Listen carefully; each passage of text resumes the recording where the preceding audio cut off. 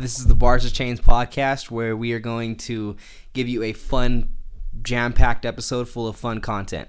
But first, before we get into today's episode, we would like to talk about our sponsor, Anchor. If you plan on making your podcast, this is the app you need to use because it is super simple and easy to use.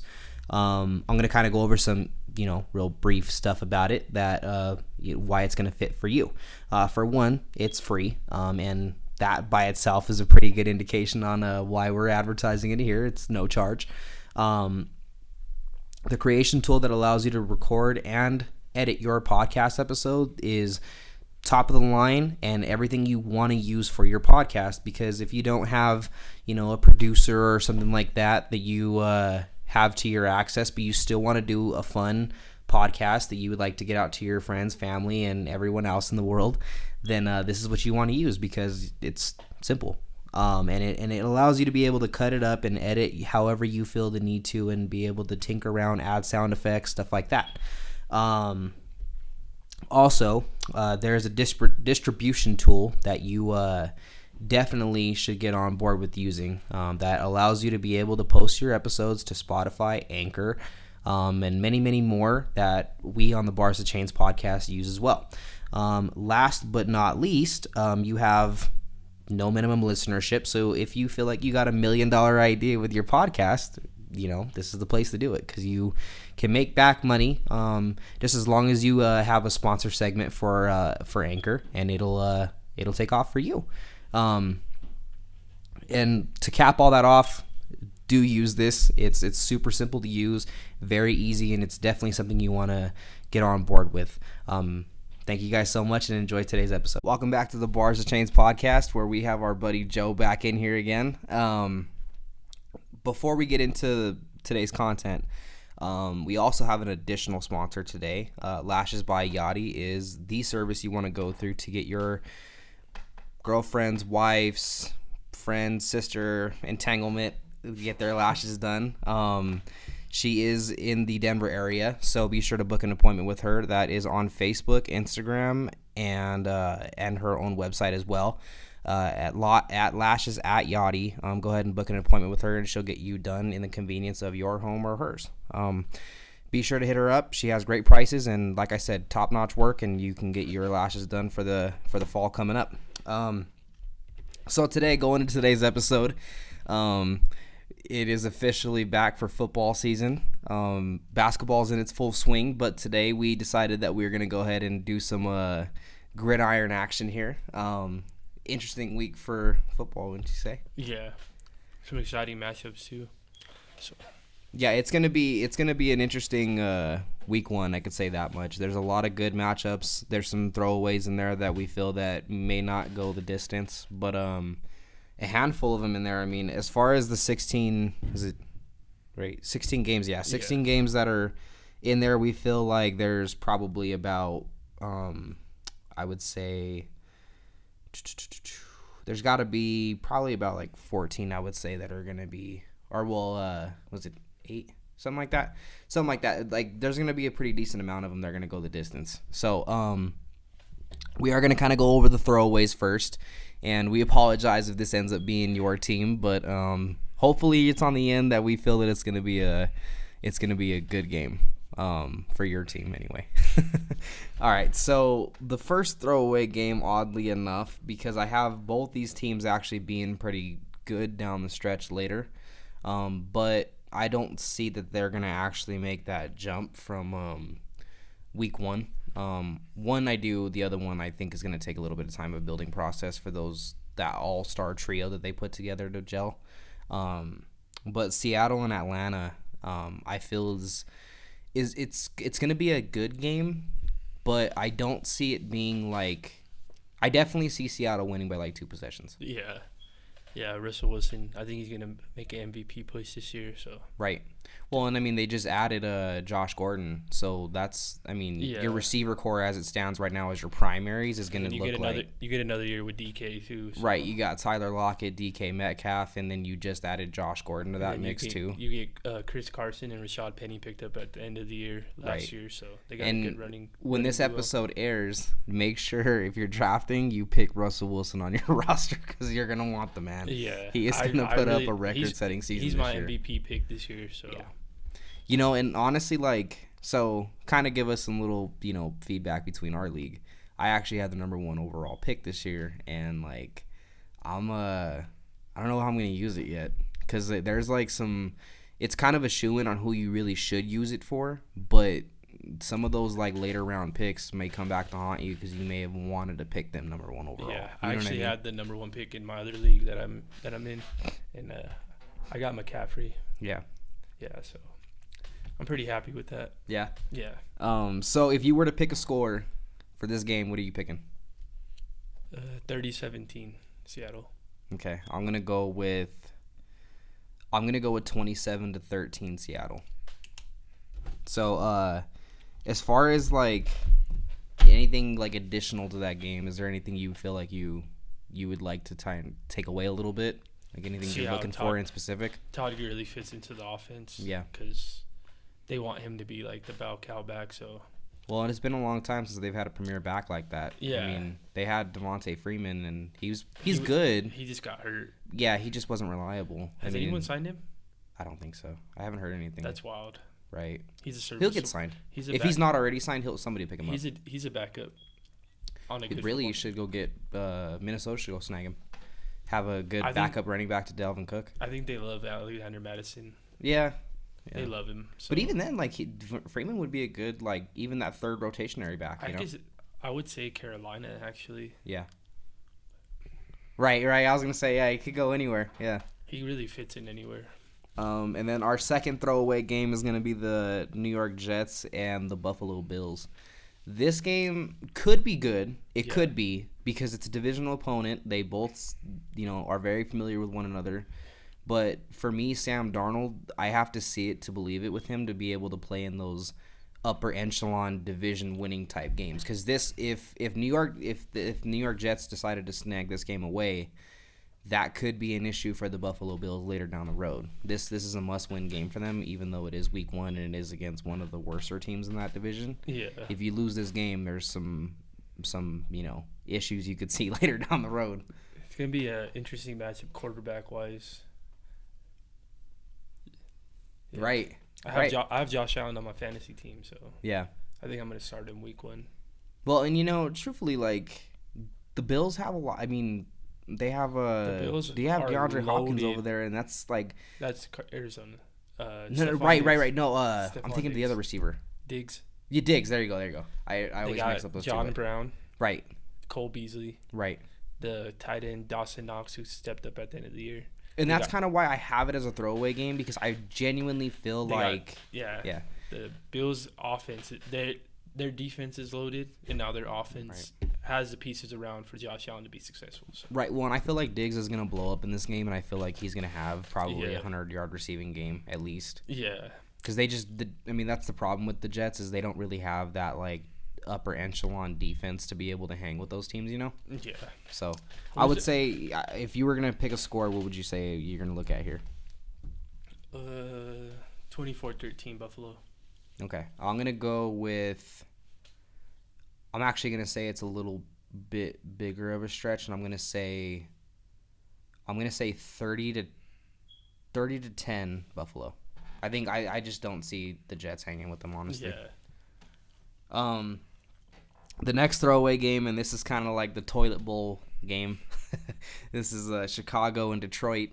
It'll be a good game for the sense of it's a divisional rivalry, but for the sake of saying which one could be better than the other, I genuinely feel like Detroit has the better team, and it's not even really by a close margin. I genuinely feel like Detroit has a way better team than they do. Yeah. Now, I don't think Detroit's a good team, but I just genuinely feel like they're going to have a much better outing.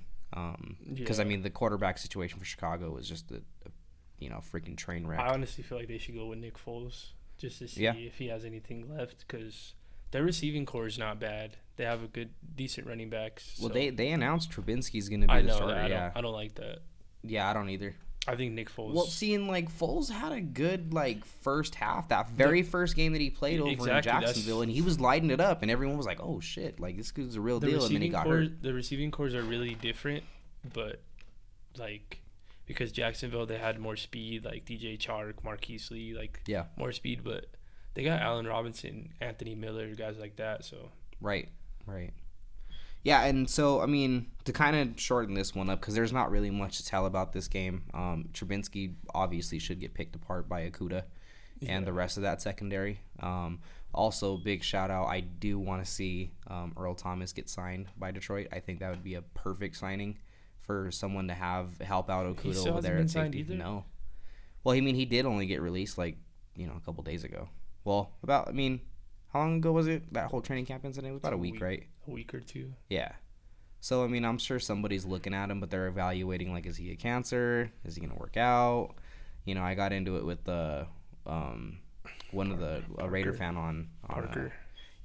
On Football Talk, because he was like, yeah, Vegas should sign him. I'm like, honestly, though, like, you may not want to jump the gun on that because, like, he's a hell of an athlete. But, like, you just don't know what you're going to get. Is he going to be starting shit at training camp, at practices, at games? Yeah, I've seen that. Or is he going to be, a pot? Because, I mean, if he puts the mental things aside, I would advocate for Denver to sign him. I mean, he may not. Yeah, you don't know. You'd have to pick between really Justin Simmons. Right, that's what I'm saying. Like, he'd be, like, just a petty sign, Because, I mean, I don't think Denver's really making any moves to better themselves right now. If anyone should sign him in our division, it should be Kansas City. Or the Chargers. Nah. Oh, yeah, Derwin James went out. Yeah. I forgot about that. And, I mean, their secondary looks pretty good. So, I would say that that's a good signing for them to even add more to the depth. That's the glue of their defense is their secondary. Right. Losing Derwin James hurts a lot because he allows everyone to play man because he could cover literally the whole field. Like, he's that good of a safety. Right. So, Chicago, Detroit, what score are you going with? 17-13 Detroit. So I actually am predicting shutout here. I'm going to go 24-0. I think Detroit has the best game that they've had for a really long time. And I just don't see Trubinsky getting it going. I love their running backs. Right. And their wide receivers. Now, I like Cohen. I think Cohen can definitely help out Trubinsky. But I don't think he's gonna he's not a difference maker running back where he's just gonna change the tone of a game. Yeah, which is why it was so dumb when they let Jordan Howard go. Right. Yeah, I was disappointed in that. So now this other game is also one of those. It should be interesting because it's a divisional matchup. Philly at Washington. Speaking correctly, it's the Washington football teams. But I think this game looks as bad for them as their football name. Honestly, it could be close. Yeah. I don't know what to make of Philadelphia. Right. Well, see, here's my thing: is if Carson Wentz, even if he weren't to start, which could be the start of a new era, if he does not start and he's too hurt to play, you're going to see Hurts come out, and I think Hurts is going to light it up. Is Wentz hurt? He said that he tweaked something. Yeah, I've seen that. He has like a soft something. Yeah, I think he tore some cartilage or some stupid shit. Yeah, something's always up with him. Right. So, but that's what I'm saying. Like, I genuinely feel like you never know. Dwayne Haskins could pick apart that secondary. That secondary is not good. They don't have that many good receivers, though. I love Terry McLaurin. But that's like who's that white boy they got? He's not bad. Something Quinn, Trey Quinn. Yeah, I know what you're talking about. Yeah, but the Philadelphia secondary is not good. Avonte Maddox is not good. Yeah, see. Oh, they got freaking what's his name from Detroit? I totally forgot about that. Is it the dude with the Darius Slay? There you go. Yeah. Yeah, they traded for Darius Slay. Never mind. Yeah. Was you think Washington's gonna win or? No, I think Eagles are probably gonna blow them out. I'm just remembering their defense. Yeah. They got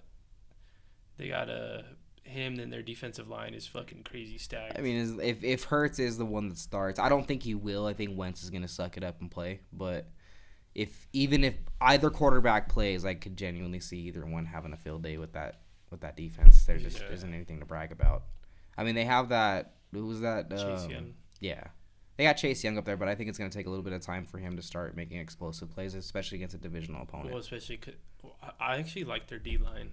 Yeah. Yeah, no, their D-line is definitely their highlight of their team. Like, they have a promising D-line. Yeah. But the problem is that, I mean, how you beat a good D-line is just quick releases. Yeah. You just got to get rid of the ball quick, not give it up a chance. Who's their receiving core?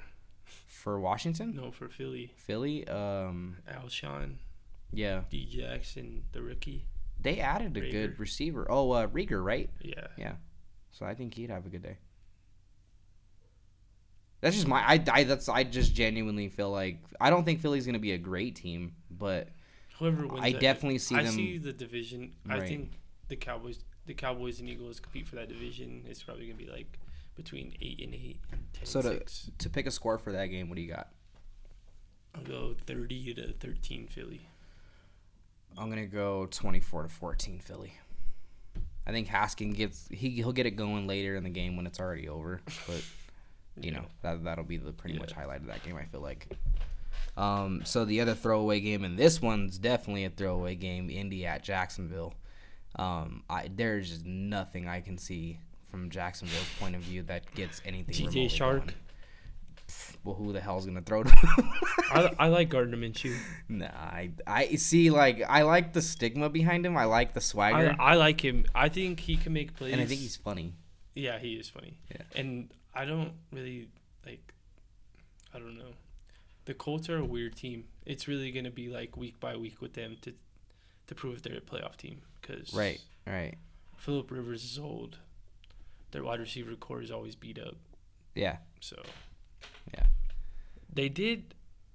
That's gonna be a weird game. It's gonna be a really weird game. Right. I might go upset. Yeah. Really? You think Jacksonville's gonna shock the world and beat Phillip Rivers and the Colts? I'll go 23-17 Jacksonville. Okay. I'm gonna stick to Indy, and actually I have this being a blowout. I have it being I'm gonna go with I think that's our first 40-point game of the day. I'm gonna say 42-10 Indy. I don't see them getting it going at all.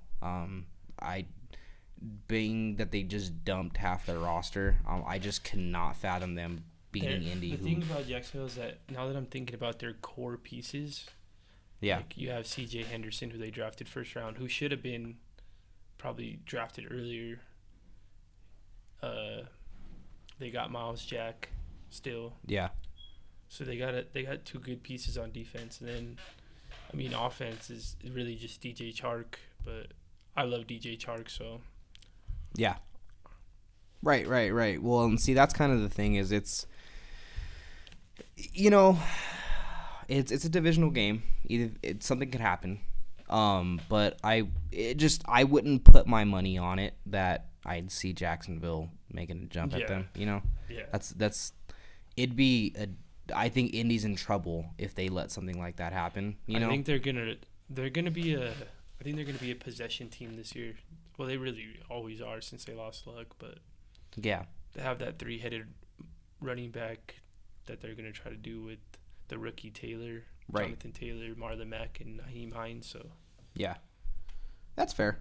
I actually want to see Michael Pittman too. Yeah, their second-round pick. So next game on the docket is Cleveland at Baltimore. I don't really see anything Cleveland doing right now as promising. The thing with Cleveland is that they always play Baltimore tough. Right. They beat Baltimore last year. They're like one of their 2 losses in the regular season. Right. And I don't know. But was that on the road though? Like Baltimore was on the road in Cleveland? I don't remember. Yeah, I can't remember either.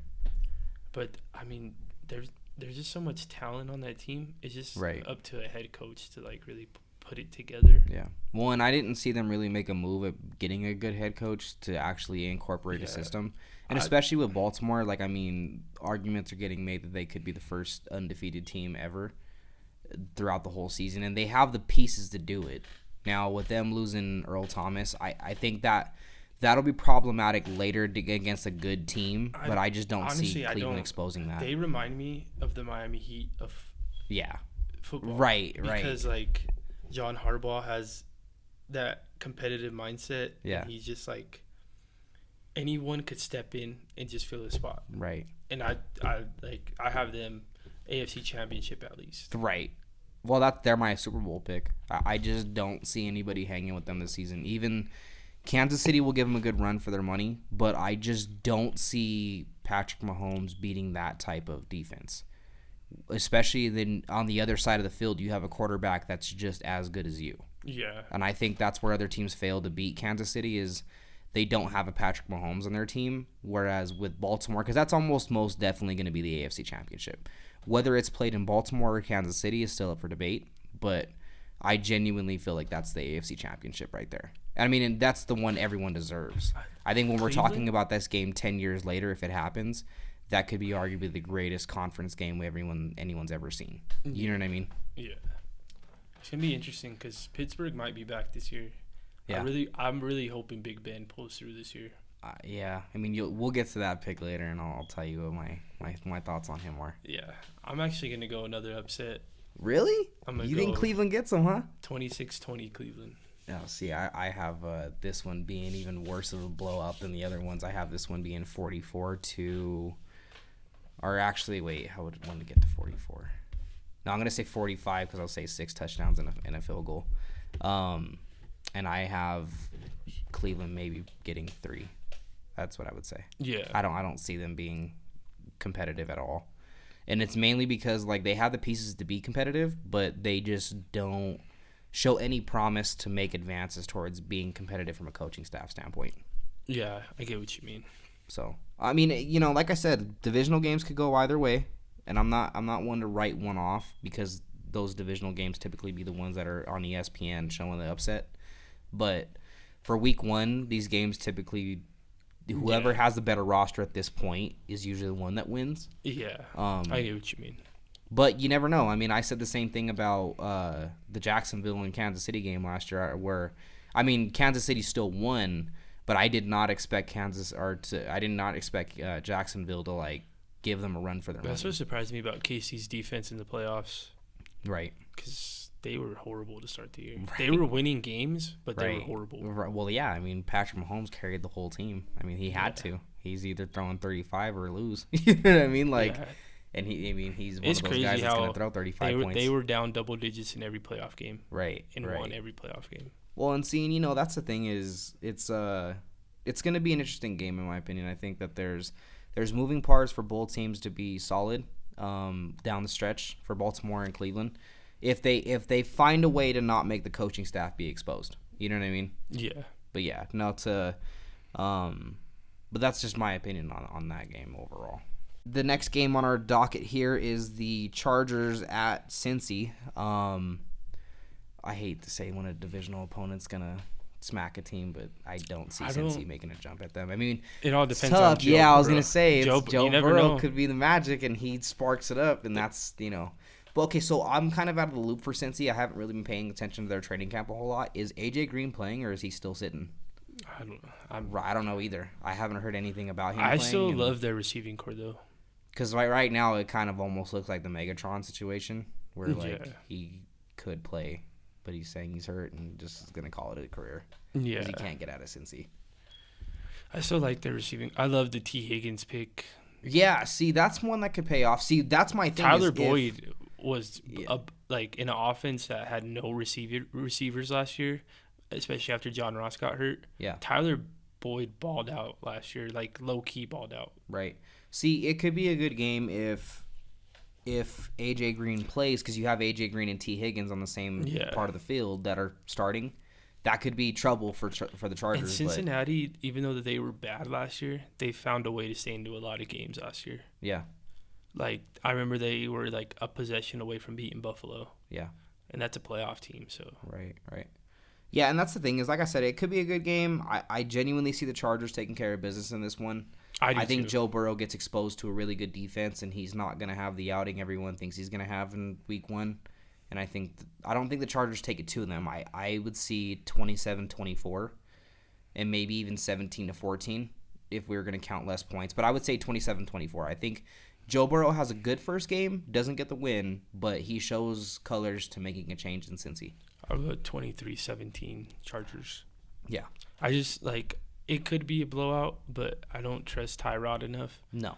And I wish they would just start Herbert right away. Well, see, and that's why I think that the running backs for the Chargers are going to get 27. I don't see Tyrod throwing for 27 touchdowns or 27 If you're picking late first round, Austin Eckler's the fucking pick. Right, yeah. He's the one you want for week 1, definitely. I mean, thanks for the tips. Like, just kidding. But so, Dallas and the Rams are on our next game. This game, I think, is just going to be a joke, in my opinion. I genuinely, wholeheartedly feel. I think Ezekiel Elliott's going to have a great game, but that is going to be the highlight of the game. I think the Cowboys just blow them out. Right. I don't know if I could say blowout because their defense is still good. See, here's what I'm going to say. I wouldn't say it's good, but they have 2 superstars. But didn't Wade Phillips? He's not there anymore, right? I don't know. I think he left. Yeah. But they still got Jalen Ramsey. I mean, he's literally shuts down a side. Yeah, but he could shut down a side. Yeah, no, I get you. Yeah, I get you. So he's probably going to get the Amari Cooper assignment. So I would say for my pick for Dallas, I think Dallas wins, but I think it's going to be a low-scoring game, and I'm going to say 17-10. I was thinking. I think Zeke has a good game. He gets himself a tutty or 2, and then that other field goal just kind of puts the icing on the cake. I'll go 17-14 Dallas. I was thinking the same thing. Yeah. And then so we have Pittsburgh and the Giants on the next on our radar. So as far as how you feel that this game could go, I like both teams. Like, as far as like I think Pittsburgh could be good this year, and I think the Giants are a future team to watch out for. So I really like both teams, but I like the Giants' additions for their offensive line, and their defense. But I still feel like they're Pittsburgh, still far away. The Giants are still like a couple years away. Yeah, and I feel like Pittsburgh's still got a touch to try and make a playoff run. Big Ben's going to be the make or break in that story. Yeah, if Big Ben has a year and they get a wild card spot, they could upset a lot of teams. Right. Because I mean that defense last year showed that it was capable of doing, like, literally they were carrying. Who was the quarterbacks for them last year? For Pittsburgh? Yeah, Mason Rudolph, and there was some other dude that got hurt like that week, and then Mason Rudolph took up the mantle. They have that defense is insane. Devin Bush, Minka Fitzpatrick, Joe Hayden had a good year, a resurgent year last year. Right. Well, and see, that's just like the Giants. You know, the way that the Giants give Pittsburgh a run for their money is they turn into a run-first offense. Yeah. And they put Saquon in a position to be able to excel.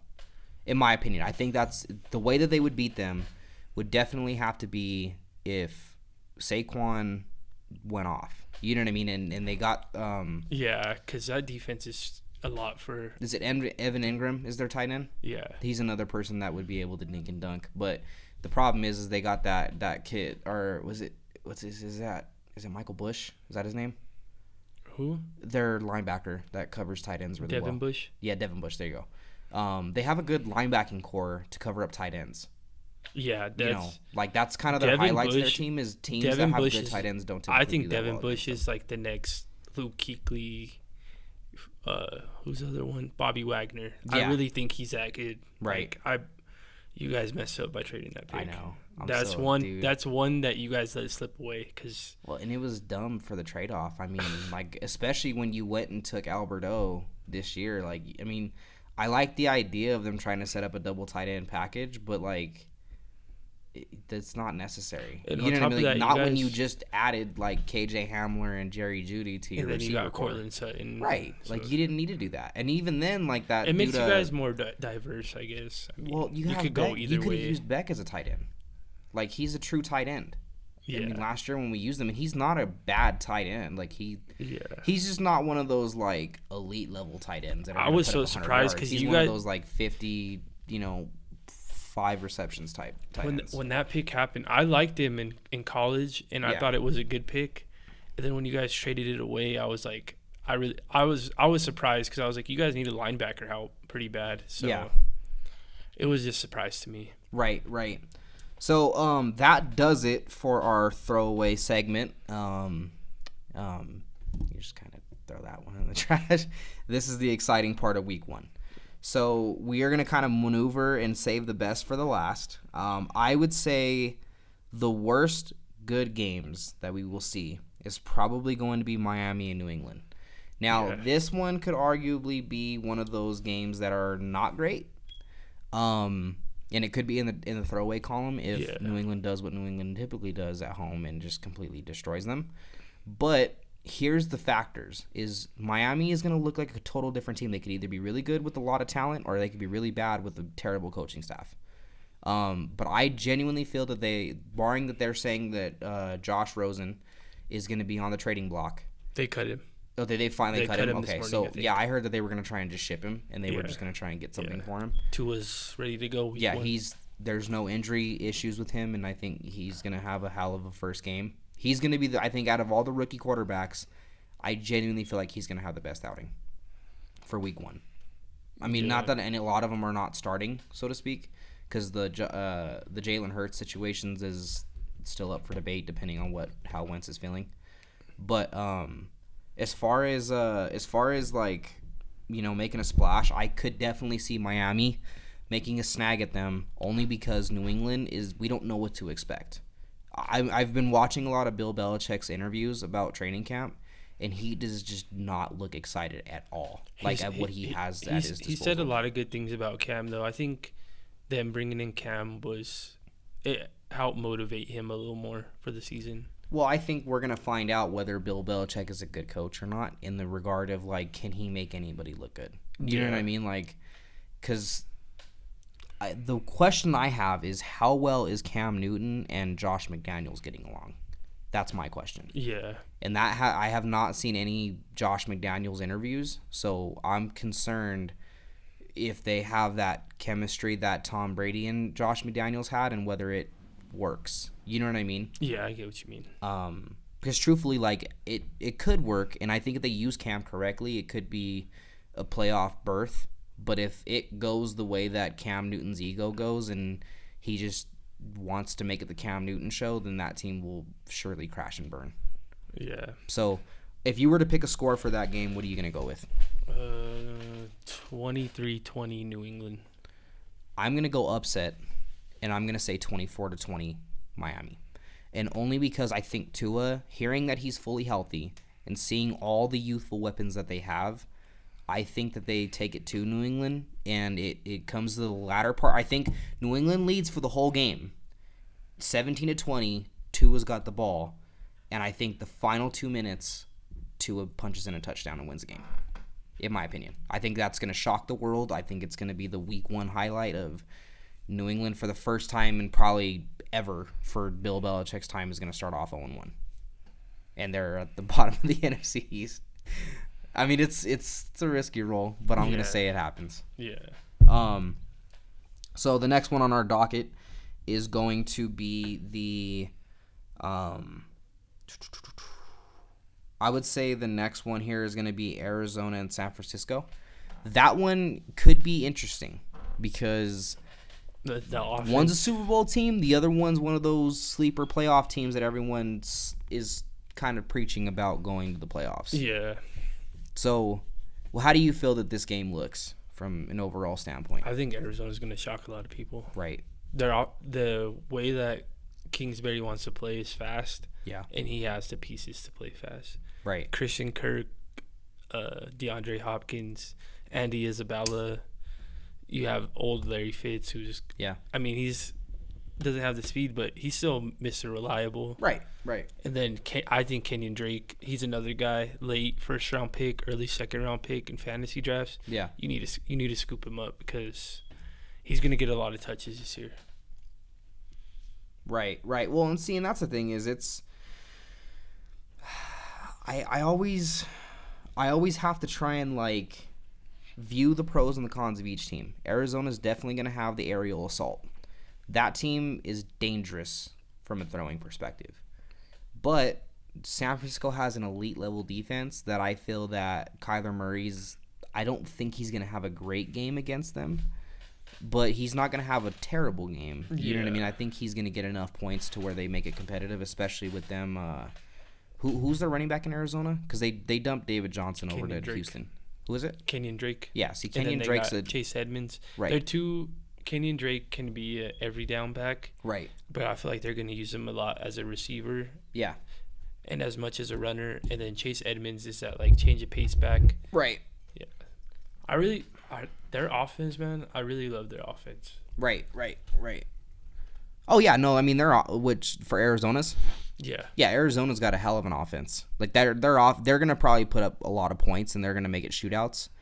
Their issue is going to be their defense this year. Yeah. I don't see that their defense has any promising pieces. Broke the bank for Budda Baker. Yeah. I haven't seen enough for them. Right.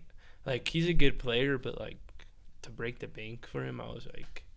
No, it's definitely not. It's a risky move because he can be great because he's that guy. He's the kind of player that could play in the box and he could play in zone. Like, he's a perfect safety, but, like, he just hasn't shown enough. Yeah. Because he could do both very good, but he hasn't shown, like, willing to get paid that much money. Right. Like, I feel like Derwin James is way better than him. And Derwin James only played, 1.5 years? Yeah. So if you were to pick a score here, what are you going to go with between Arizona and San Francisco? 27-23 Arizona. 27-23 Arizona? Okay, I'm going to say that San Francisco still holds their weight in this matchup, and I think it's 28-24 San Francisco.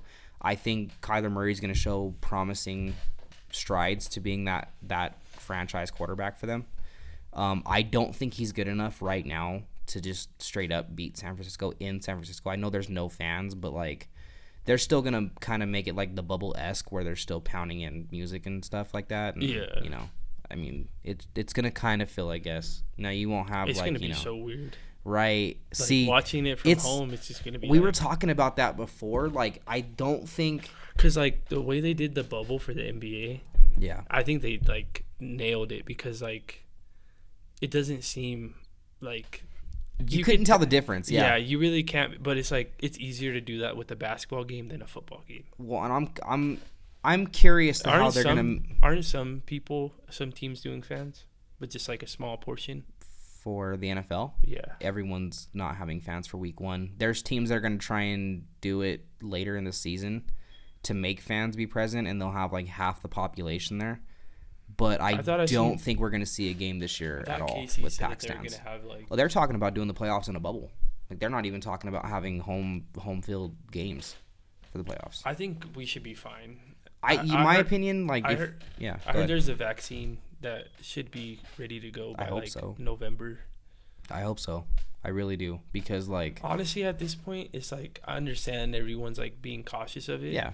But at the same time, it's like people are already doing stuff outside. Well, my opinion, I think that it's kind of hypocrisy, if I'm going to be really honest with you, that people are like, I know I've talked about it before, and people are probably like, oh, I don't care. But I've been playing in flag games, and, like, if you can have flag football games where people are playing one-on-one football with each other, I don't see the reason why you can't have games where there's. I understand there's ways to be smart about it. Yeah. You know what I mean? Like, I feel like we should have the population like they want, like a couple. Like, I seen Kansas City was trying to get 25%.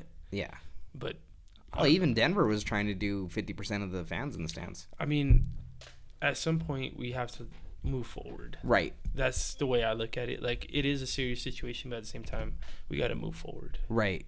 Right. And see, and that's kind of the thing is I genuinely, wholeheartedly feel like there's a lot to do that makes the situation better. Now, what that looks like is a good thing to do is obviously not have concessions, because you don't want workers touching food that fans are touching too, you know? And there's that. I mean, obviously people are going to be bummed because they can't have a beer in the stands or whatever. But, you know, at least you get to go to the game. Another thing is a good idea is if you're in a party with people, like it's not just you at the game, then you have your parties sit side by side by each other, and then give yourselves like 2 seats of separation. You know what I mean? Yeah. It adds up when you add up the whole stadium, but I think that it's a good precaution, and it's useful. It's a good start. Yeah. I mean, in my opinion, I think by the next NBA season, I think they're going to start having fans there. Well, I listened to an interview, JJ Redick podcast, and he was interviewing Mark Cuban. Yeah. And he was saying that he thinks that he's a full believer that the NBA will start around Martin Luther King Day, around Christmas, Martin Luther King Day, and that there will be fans present in stadiums. Yeah. That's like, he really thinks that that's going to be the case. That's cool. I mean, I hope so. Yeah. He was saying that he thinks that he's been in, I don't know, if I remember right, he said he's been in talks with people and that they should have a vaccine ready by the end of the year. So hopefully that's the case, man, because right. It's been, like, the bubble has been a success, but when you try to incorporate 30 teams into a bubble, it's not going to work. Right. So all right, so the next team on our docket is I will say the next one should be the Las Vegas Raiders versus the Carolina Panthers. So kind of give you a toss-up on this one. Yeah. Since you're the Raider fan, I'll let you start. I think it's going to be a shootout. Yeah. Losing Kuechly was big for the Panthers. Yeah. I think we have the weapons. I mean, losing Tyrell Williams sucks, but yeah, we still got Henry Ruggs. We still got Darren Waller, Josh Jacobs, Hunter Renfrow. Yeah. So, like, I think it's going to be a shootout. The high 30s probably for both teams. Yeah? Yeah. I really think it's going to be a shootout. So we got a lot better as far as linebacking core.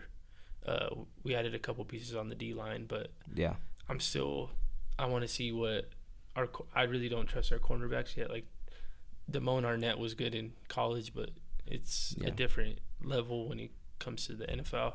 I'm really high on him, so hopefully he does good, but we're getting Abrams back. He has to get recuperated. And, we got LaMarcus Joyner. Our defense isn't bad, but I think Carolina's offenses can be, like, they're going to be one of those teams that scores a lot of points, but might not win a lot of games. Yeah.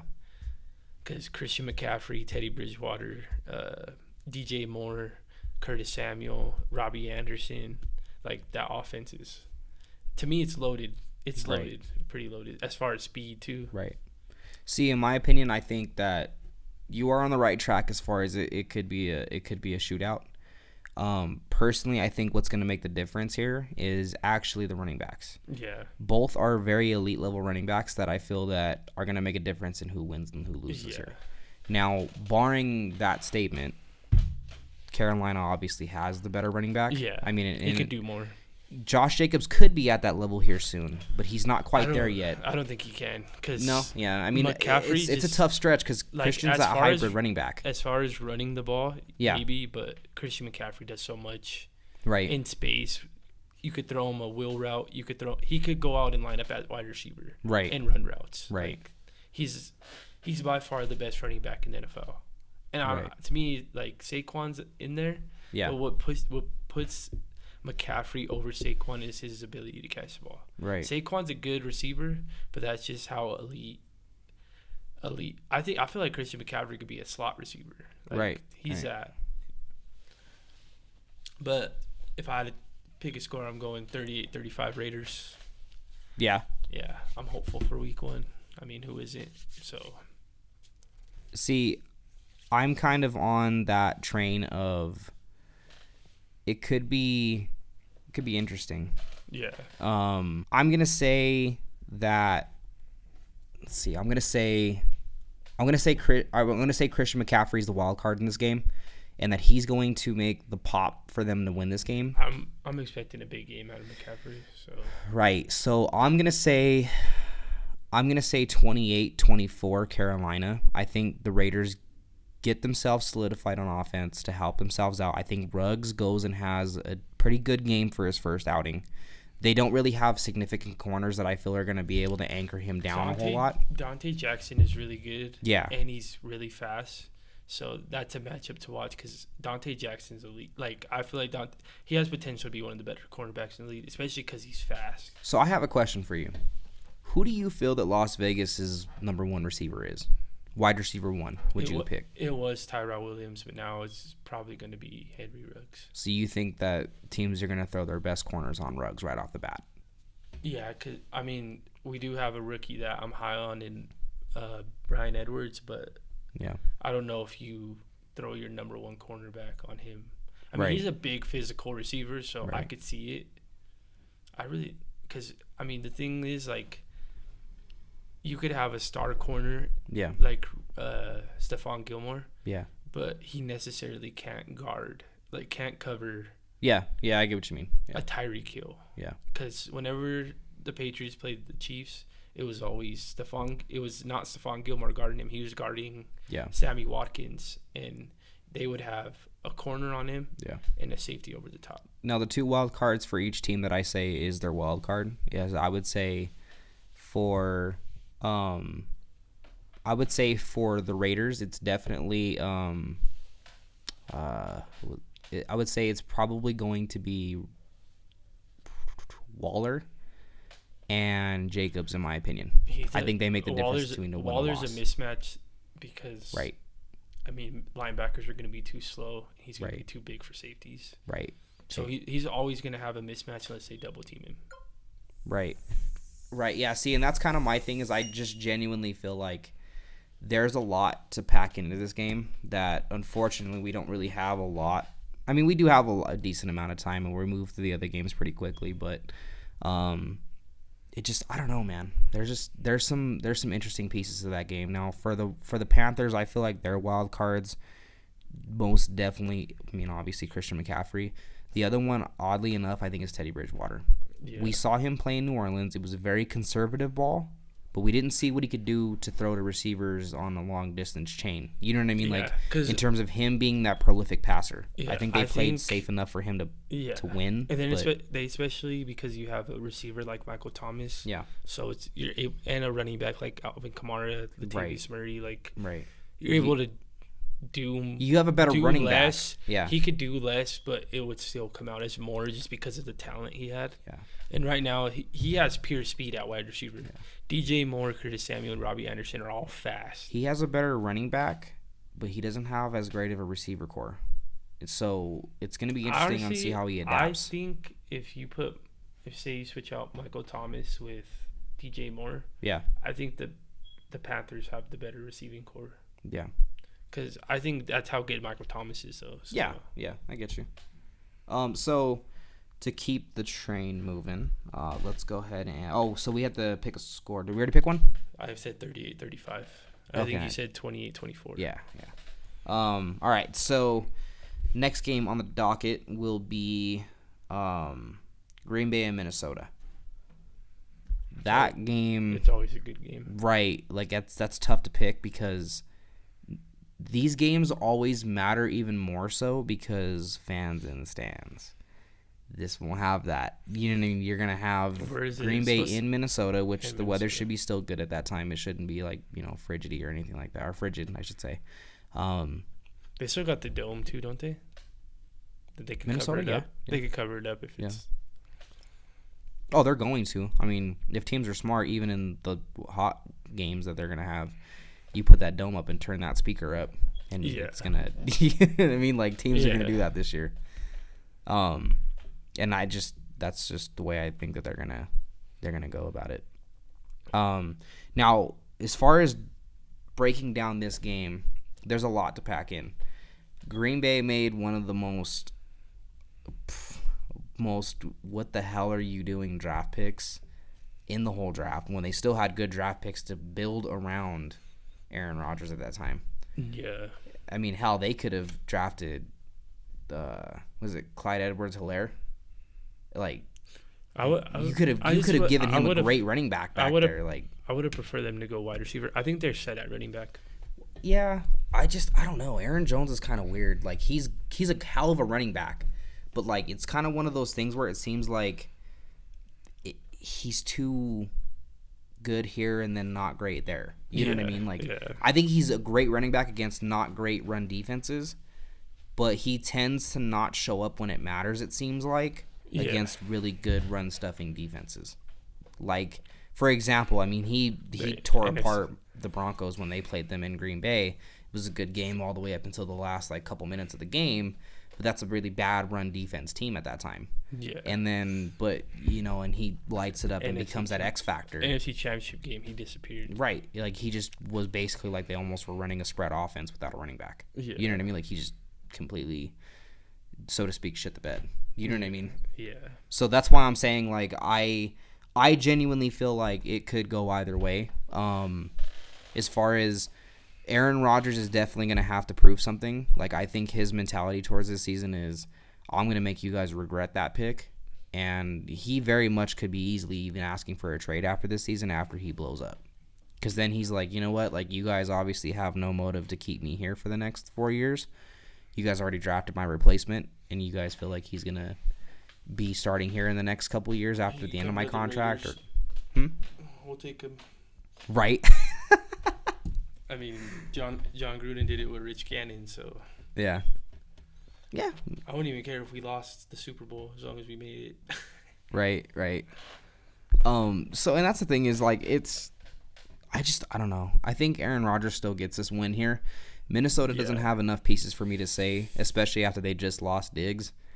I don't think that they're going to have enough weapons to keep up with. I'm really high on their rookie wide receiver, too. Justin Jefferson? He's my favorite one in the draft. Right. See, and he's a good trade-off, but I don't think he's putting up Diggs numbers right away. You know what I mean? Like, I think by the end of the season he is, but I don't think it's going to be week one against the best divisional opponent. Having Thielen helps a lot, too, though. Because it opens it up. And Dalvin Cook, of course, Kyle Rudolph. They just don't have that third wide receiver. Right. Yeah, no, and that's the thing is it's just, I don't know. I mean, it's going to be interesting. I feel like it's going to still be a closer game. My pick for this game is going to be 27-21. I think Green Bay gets them, but I think that it's going to be a pretty close game. The last two possessions, I think, for Green Bay, they hit field goals here, and they ice the game. And Minnesota has the last possession, I think, has an opportunity to win, and Kirk Cousins does what Kirk Cousins does and doesn't show up when it matters most. I'll go 27-14 Green Bay. Okay. Yeah, that's fair. Yeah. All right, next game on the docket here is going to be Tennessee and Denver. Should be an interesting game, you think? Yeah. Should be a good one. Right. As far as like what you see as the difference makers, what are you feeling is going to make or break this game? It's really Drew Lock, the quarterback matchup, because I feel like the running games are going to be there. It just depends on what quarterback can win the duel.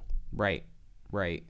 And so, like, my ideology behind it, that's going to make a difference maker in this game is just, I think these two teams are polar opposites. One has an elite level running back that is, I wouldn't say the best in the league, but he's definitely a top 5. Like, pure running back, probably the best running back. Right. Yeah, like, for what a true running back is, he's probably the best. He's just not great in pass catching, I think. Like, he doesn't really open you up. Did they sign anybody? Who, the Titans? I don't think so. Like, I don't recall anybody. Back? Maybe drafted one. Yeah, probably. Every team drafts a running back every year, it seems like. So, I don't think that they're going to get it going from a running back to, from quarterback to running back throwing wise that they're going to get him involved. There's not really a way to other than screens, but here's the factors to this game is you're going to have Jarrell Casey on one of the ends, and not that he's like a dynamic, prolific D end right now, but he is familiar with Henry. Yeah. You know what I mean? He's going to know, like, not that he's going to know the plays, but he's going to be familiar with what they're doing. You know what I mean? Like, he's going to be, like, being able to identify, like, hey, if they do this, they're probably going to do this. You know what I mean? And stuff like that. Now, the pickup that I'm surprised that didn't happen was was the Broncos going and trying to get Logan Ryan. I'm surprised that never happened because, like... Who's the other slot corner? You don't have one? It's going to be Bryce Callahan probably. Coming off injury, huh? Right. That's why I was like, we should go get Logan Ryan, in my opinion, because if Bryce Callahan can't play... It's Bouye, Callahan, and who else? So they just traded off Yadam. This was like 2 days ago. He wasn't good anyway. No, yeah, he wasn't that great. So I think it's either going to be bought. I think now that it's come down to it, I think the final two in that list of who's going to be corner two is Michael Ojemudia and then Bosby, which I think Bosby's going to win that. I think Ojemudia is going to be good in the next couple of years, but I don't think he's ready, and I think that Bosby's hungry, and he was good last year. Like, Bosby had a hell of a game that game he played, and then unfortunately he got like hurt. And I mean, he had a freak accident where, I didn't think he was ever going to play football again. Yeah. Cuz that was a scary situation. Did you hear about that? No, I didn't. No, so he went to go for a tackle, and I think Alexander Johnson accidentally hit him, and like it hit him on the crown of his helmet, and he was paralyzed for like 30 seconds. Like, he could not move anything. And then like or it might have been a minute or something like that. Was it during a game last year? Yeah. I think it was the Titans game. Oh. So, like, that was, like, the shutout game. I stopped watching it after a while. Right. So. It was crazy. Yeah, I mean, it was nuts on his comeback story, being able to play again, and he's possibly starting if he beats out the rookie. You know what I mean? Yeah. But, both have their interesting points. Ojemudia is definitely faster. Now... He has faster game speed, but the difference is that Bosby's a better tackler, in my opinion. So, Fangio typically likes to go with tackling first is his critiquing point. So, I would see that they have Bosby start. I think Ojemudia gets minutes, but I don't think he's going to start because that's the liability if he just completely is not ready for NFL football. Yeah, and he gets torched by Tannehill. You know what I mean? Yeah. Now, to talk defenses here, total different defenses as well. They have an interesting idea behind their linebacking core for Denver, what they're going to run with out there. Alexander Johnson had a hell of a first game against this team for his first outing in the NFL. I don't know, was it this game or was it Chargers was his first? Can't remember. Yeah, I was going to say it's one of the two. But yeah, no, he had a hell of a first game when he came out, and then he just kind of took over that side of the defense and just was working and grinding and made himself sure up to be it seems like a promising linebacker for Denver, which was desperately needed because Josiah Jo kind of shit the bed in terms of being able to play NFL football. Yeah. So, and on the other side of the ball, the Titans defense is helmed by one of the masterminds for New England.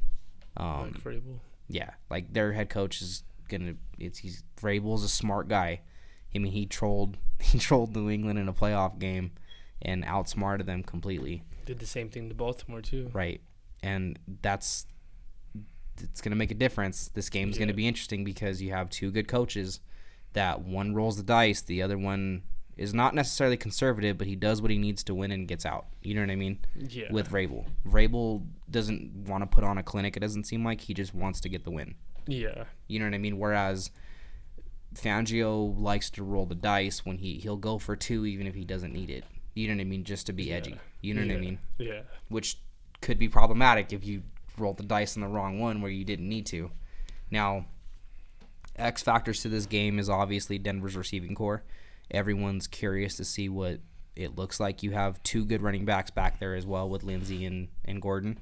And likewise for the other side of the ball, this is going to be an interesting game. Could be the best of the week if other games don't pan out, which our next two games are getting ready to be conversed about. But could be interesting because it's the last game of the week, and I think everyone's going to be on the edge of their seats for Monday Night Football for that one. Yeah. For the second Monday Night Football game, I should say. Yeah. So as far as picking a score here, what do you got? I'll go 2017 Tennessee. Okay. I'm going to go... I don't think Denver puts on a clinic because I think this is two good defensive units, and I think that There's a lot to pack in even stuff that we didn't really talk about, like with Von Miller looking pretty freaking yoked. And there's, other factors to it of, is Denver's secondary going to look good, or are they going to be worse than last year? You know what I mean? So I'm going to say, barring that it's in Denver and that altitude, even if it's not just the fans that make the difference, the altitude definitely does take its toll. I'm going to say 24-21 Denver. They win by a field goal in the very last 10 seconds of the game. I think it's back and forth the whole game. Each team gets 3 touchdowns each, and whoever has that last possession is going to get the win. So to move into these next couple of games, very much interesting games. Houston and Kansas City, we will be seeing on Thursday night. This is going to be an interesting one, because I believe the rumors I just read earlier was that they are finalizing a 4-year extension for. They completed. Did they? Okay, yeah. So you just locked in Deshaun Watson. Yeah. Who is arguably the second, third best quarterback in the AFC. He's definitely going to be something that is going to be an issue to Kansas City later if they get rid of Bill O'Brien as their coach, get a better coach down there and help him out. Yeah. Now, he's still going to be good even with Bill O'Brien there. It's going to be one of those, like, in my opinion, I think, like... Their receiving core is weird, but right. It could work. I see. We're going to find out this year if Deshaun Watson is still going to be that elite-level quarterback without weapons. They got Brandon Cooks. And I think he Will is. Fuller. In my opinion, I genuinely think that Deshaun Watson is going to be one of those quarterbacks that doesn't need weapons to look good. He doesn't, just because he could create so much outside of the pocket. Right. So, like... He can make those plays where he's scrambling for 10 seconds behind the pocket and he could find someone open. Right. That's just and he's a winner. Like Deshaun Watson, he showed it in college. Yeah. He showed it at this level. He's a winner. So. Yeah. Yeah, no, and that's my thing is I feel like there's a lot that could happen in this game. I think if Deshaun Watson goes playoff mode. High-scoring game. Right. Oh, it's going to. I mean, now, unfortunately, I think Kansas City has the upper hand. But I do genuinely feel like Deshaun Watson will keep pushing the pace with him up until probably the fourth quarter, when I think Mahomes will probably take over. It's just my opinion. I don't think that... Yeah, I think the same thing. I don't think Watson has enough weapons to be able to beat Kansas City. But the wild card here is... whose defense makes plays. You know what I mean? Because I think that's what it's going to come down to. And I think KC has it. Yeah. And it's just because you got guys like Frank Clark, Chris Jones, Tyrann Mathieu. Yeah. Yeah. I mean, yeah. Realistically, like, they have a much better defense. Yeah. But Thursday Night Football tends to be like you count one in and then you get shocked. You know what I mean? Like, and it just, wow, what the hell just happened? I don't think that's going to be the case here. I genuinely think that Kansas City is going to go and beat Houston. I think it's going to be a hell of a game. I think it's going to be a shootout. But I don't think that it's going to be a blowout like most people were trying to make it out to be. Well, not most people are trying to make it out to be, but I think the hype behind Kansas City is kind of overriding Houston's capability. Yeah. And I think that Houston having as bad as an offseason as they did, people think that they're going to just be garbage. Yeah. And I don't think that's the case. I think Deshaun Watson is still that elite level quarterback that is going to be that franchise guy, that kind of like a Russell Wilson-esque. That's who he reminds me of a lot. Yeah. He just seems like you don't have to have a ton of weapons to make him look good. You know what I mean? Like, he's not one of those, Baker Mayfields or something like that. Because I think if Baker didn't have as many weapons as he has, he's like, I don't think that he's gonna look as good. Because OBJ, it's inevitable unless they pull a good coach down there. OBJ is gonna be gone at one point, and so is Landry. And I think when that happens, people are gonna find out what they really got in Baker. They got a good player at every position now on offense, so they really don't have an excuse this year. Oh yeah. Really, like, they signed Austin Hooper. If they don't make the playoffs this year, be ready for all those players that I just listed to be asking for trades in the offseason. Even was it Nick Chubb? Yeah, he'll be gone too. Like I don't feel like those players know that they're in the prime of their years, and they're not going to waste their time playing for a team that just is not trying to get better. It doesn't seem like. Yeah. Like it almost kind of, it's sad to say, but I genuinely feel like they have those players there to sell tickets. Yeah.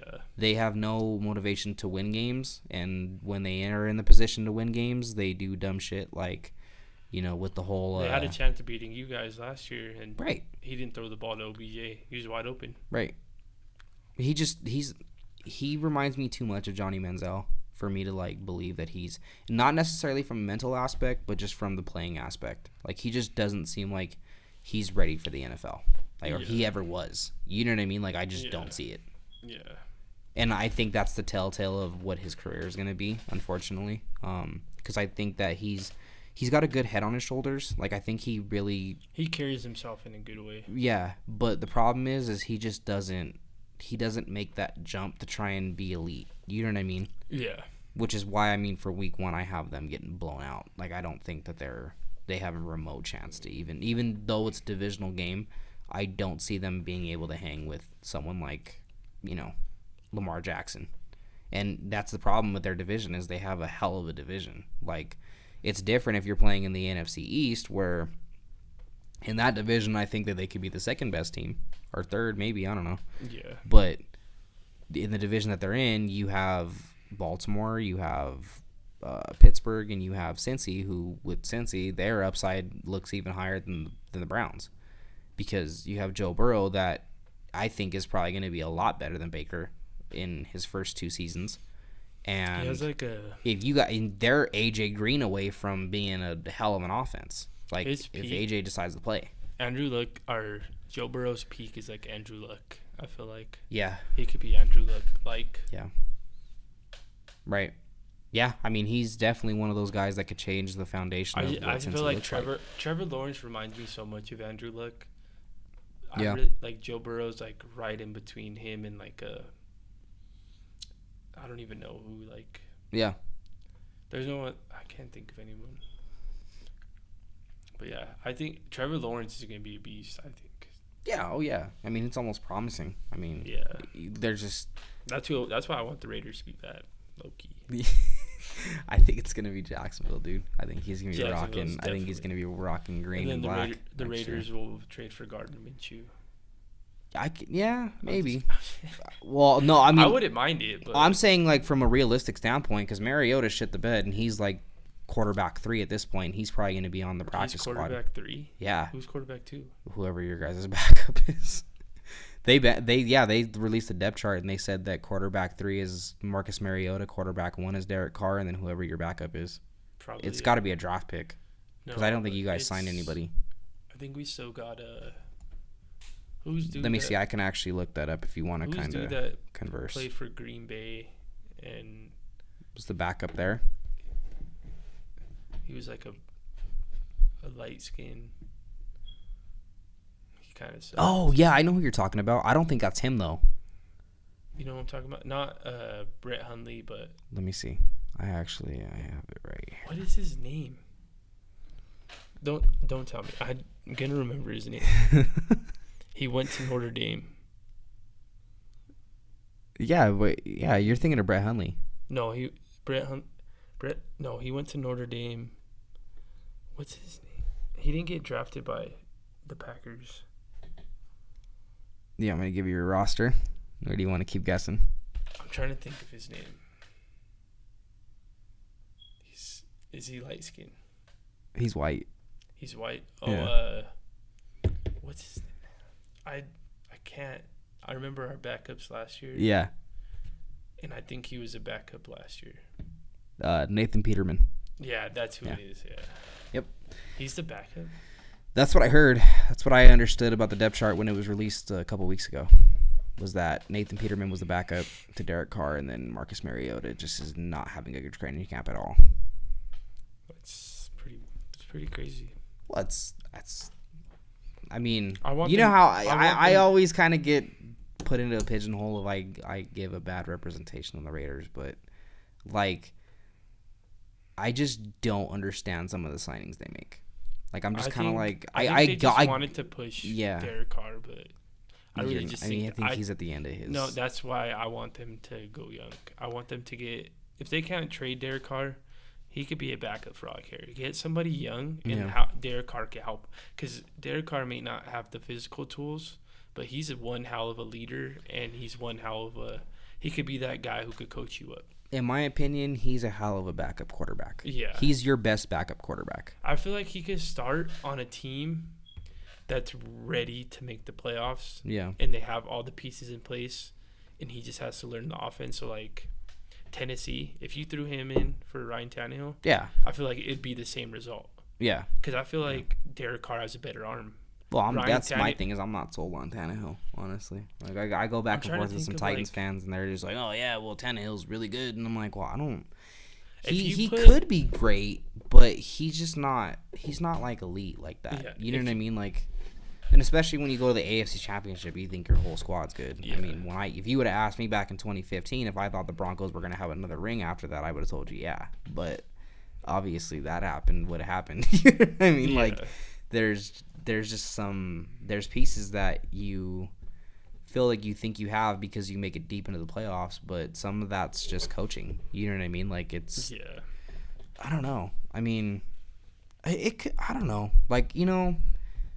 The Raiders are such a weird team because they have the pieces to be good, but they don't use them correctly. We have all the offensive pieces in place to build for a future. Yeah. We just don't have the quarterback.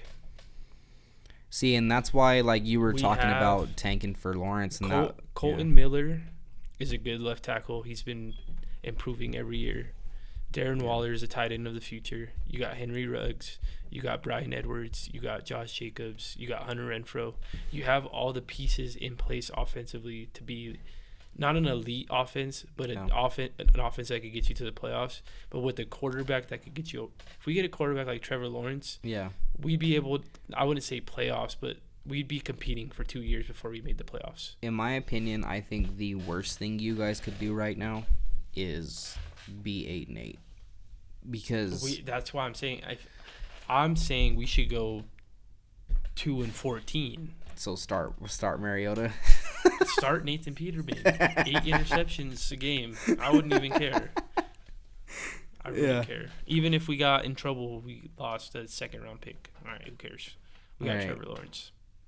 Right. Well, I mean, that's what I'm saying. Like, all the quarterbacks that you got, because even Justin Fields isn't a bad dude. I wouldn't mind Jordan Love. Yeah. Right. Is that his name? Jordan Love? Yeah, he got picked by Green Bay. Yeah. To trade for him, you mean? I wouldn't mind them with the 2 draft picks. Yeah. I wouldn't mind them drafting him this past year. Yeah. I was sold on it.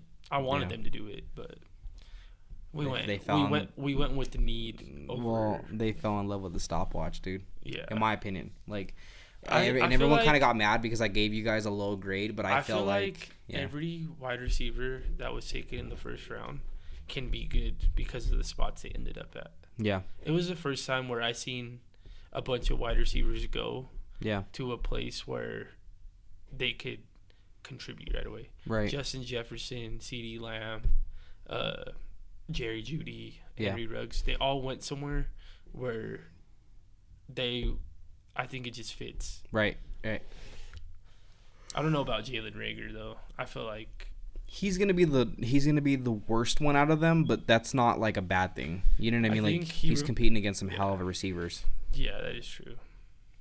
Yeah. One, and barring the circumstances that he's in, he's waiting for Hurts to be able to start. Yeah. For him to actually get his look. I think Wentz will be good with Reagor. I mean, he made Nelson Aguilar look good. And now Wentz never really had like a prolific receiver like that. Alshon so I'm curious. Jeffrey, when they won the Super Bowl, Alshon Jeffrey was that guy. Like, before he got hurt, Alshon was that guy from Philly. Then after he got hurt, it went all downhill. I don't know. Did we give a score for? No, we didn't, huh? For Houston and Kansas City. 48-45 KC. Huh. Yeah, see, I see that. I could see that. You said 48-45. I'm going to say I definitely see it being in the 30s, upper 30s. I'm going to say 35-35. Mahomes has the ball. 2 minutes left. He marches upfield. Tyreek Hill gets a good 25-yard grab. Then they go to Hilaire. He gets a good pickup, and they start feeding him the ball. And then Mahomes gets a 10-yard pickup on his feet. And I'm going to say field goal wins it. 38-35. Yeah. End of Thursday night football, and everyone's ready for Sunday. I just see it being high. I think they could get to the 50s if they really wanted to. Oh, yeah, they definitely could. I mean, most definitely. So the last game on the docket, which is probably going to shock most people that we have this being the best game of the week, Tampa Bay at New Orleans. Which should have been the Super Bowl a couple years ago. Right. But the refs want to ruin it for everybody. Yeah. You mean as far as like Brady versus Breeze? Yeah. Yeah, I got you. It was supposed to be the Super Bowl. I feel like it was supposed to be. It was the Super Bowl everyone deserved. It's like I feel like we would have got a way different game too. It's like if Kobe was born a couple of years earlier and saw Jordan in the finals rather than. Well, it's the same thing as when LeBron got knocked out by Boston. Yeah.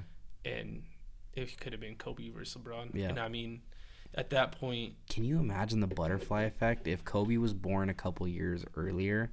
And he went to the finals and saw Jordan, and then years later he went and saw LeBron in the finals. And beat them both.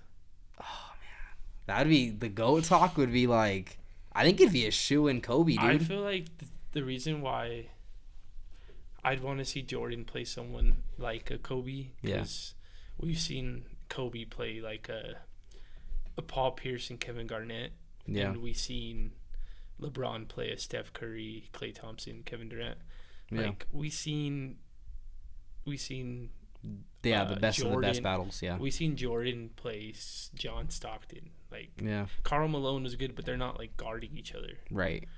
Like and basketball landscape was different back then. Like you didn't put up your best players against your best players. You had a defensive scheme that you stuck to. Yeah. Whether it was Jordan was getting covered by some scrawny white boy that couldn't cover, or you just was dropping 50 because of that. You know what I mean? Like they just didn't pair up players back then like that. Now they did throw Ewing on him though. Ewing definitely was playing on Jordan, and so the one thing I love about basketball today is that they're not scared to take those assignments. Yeah. Jimmy Butler is not scared of Giannis. Right. At all. Right. And he's the MVP. He's probably going to be the 2-time MVP, Defensive Player of the Year. Yeah. And he's saying, you can't guard me after he makes, when LeBron went to go guard Damian Lillard in Game 2, back then he just... It's a little off topic from the NFL, but big freaking shout out to James Harden, dog. I watched that play live, and I'm like, damn, bro. Game 7? Yeah. I just want him to be.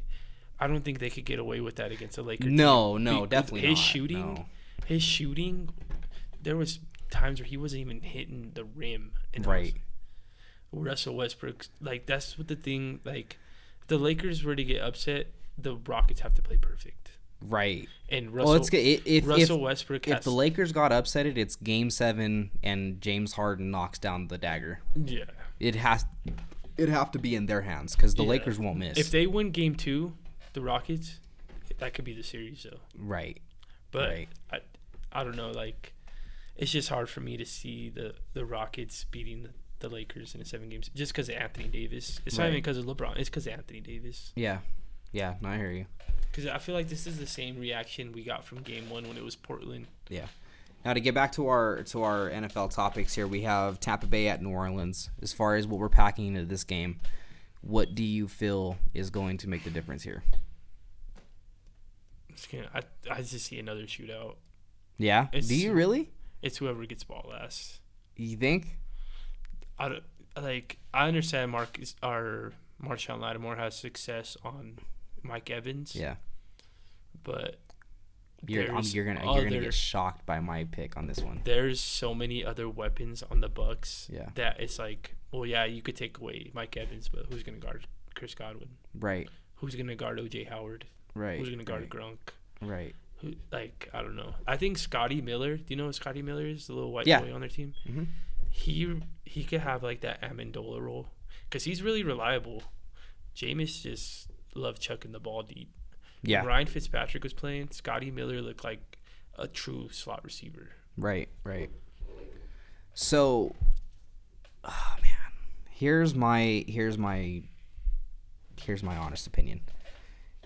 I think, oddly enough, Tampa Bay gets New Orleans bad because of all the Drew Brees stuff that's been going on. Alvin Kamara is definitely holding out, and he can say whatever. I don't think he could make a decision to not play week 1 because he knows how important it is, and he's gonna make a statement and be like, "You're gonna freaking sign me, whether you like it or not." Yeah. So, yeah, it definitely. I don't know. I mean, it could be different, but that does surprise me because I thought you were definitely gonna go New Orleans. So, what score do you got? I'm going to go 31-27. It's going to be 24-27. 2 minutes left. Brady's going to lead a game-winning drive. Okay, so I have them beating the Saints 27-10. I think Brady gets what he needs to, gets his win and gets out, makes a statement that he's here to hang in the NFC, and he's the thing with Brady is he may have all these shiny new toys, right? But he's not the type to force anything. Yeah, and that's where I think the difference is. I feel like Breeze at times. He has had these shiny toys forever. Yeah. And he still overdoes it at times. I mean, if you look at the NFC Championship game, or when they played New Orleans, or when they played Minnesota, he tried to do he threw that interception towards the goal after Taysom Hill throws a bomb. I forgot who it was. And they get to the goal line. You have a chance to punch it in, and then Drew Brees escapes the pocket. Like, what are you doing, first of all? Right. And then he throws a terrible pass, gets intercepted. I don't know. Crazy, man. Well, NFL Week 1 should be promising. Today's episode was very, very fun. We wanted to just kind of get some NFL stuff in for you guys because NFL season starts Thursday. So you should have this episode out to you guys here very, very soon. I thank all you guys for interacting in our live stream that we have on Facebook. And I hope this message reaches you guys in good health, guys. And it's always been fun to have you on here, Joe. We always get into these fun, in-depth talks, and sometimes we run out of time, and it's because you're just going back and forth on stuff. So, good talks today, guys. We love you all. Thank you guys so much for tuning into today's episode. Be sure to follow us on our social media accounts on Facebook, Instagram, and Twitter for more updates on who we have coming in studio here in these back half of us, or the last part of season 1. We will be having some fun interviews coming in. So be sure to tune in, guys. We thank you guys all, and we love you guys all. Hope this message has reached you guys in good, safe health. Have a good one. Peace. Later.